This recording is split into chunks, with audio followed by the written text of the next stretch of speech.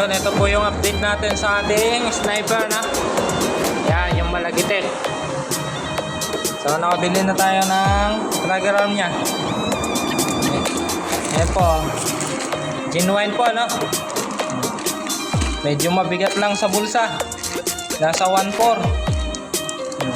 Kung tatanungin nyo yung intake nya, mas mabigat, 5.5. Na?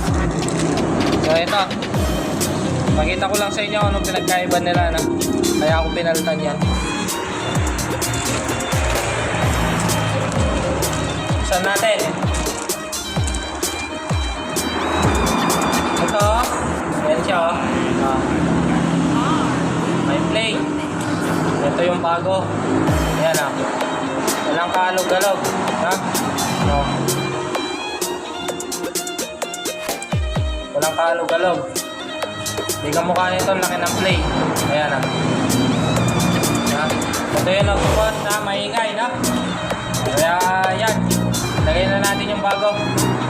Kaparehas pala nito yung pang Aerox, na. Diba?